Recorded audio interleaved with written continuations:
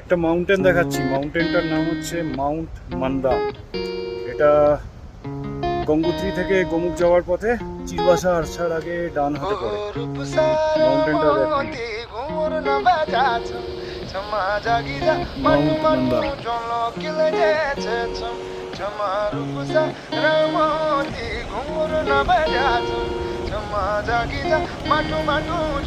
আর নিচ দিয়ে বয়ে চলেছে মা গঙ্গা।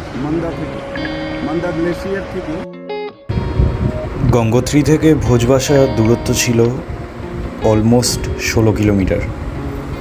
এলিভেশন গেন 1387 মিটারের কাছাকাছি, আর ম্যাক্সিমাম এলিভেশন ছিল 3809 মিটার। পথ অনেকটা লম্বা হলেও চারপাশের রূপ প্রকৃতি এবং সিনসিনারি দেখতে দেখতে আমাদের মন ভরে গিয়েছিল। গোমুখ তপোবন ট্রেকের সবথেকে সেরা আকর্ষণ হচ্ছে এখানকার হিমালয়ান পিকসগুলো। ডান হাতে পড়েছিল মাউন্ট মান্দা 1, 2, 3। এরপর কিছুটা দূর ক্রস করার পরে বাঁদিকে দেখতে পেলাম সুদর্শন পর্বতকে অন্য অ্যাঙ্গেল থেকে। দেখুন কি অপূর্ব সেই দৃশ্য।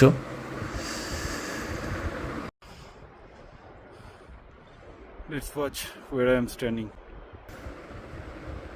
চিরবাসা থেকে ভোজবাসা যাওয়ার পথে 11 থেকে 12টি রকফল জোন পড়ে। সেগুলো খুবই বিপজ্জনক।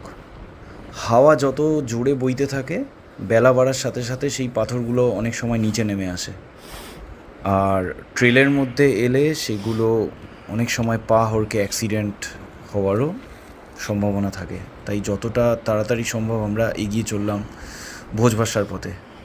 রকফল জোনে না দাঁড়ানোর উপদেশটাই রয়েছে।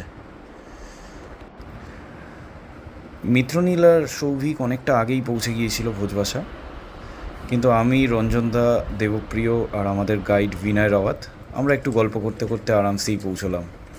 হিমালয় নিয়ে অনেক গল্প, আড্ডা, পিকসগুলোকে দেখা, চারপাশের জঙ্গল, গঙ্গাকে নিয়ে আলোচনা, এই করতে করতে আমরা সন্ধে 6:30 নাগাদ ভোজবাসা পৌঁছে গেলাম।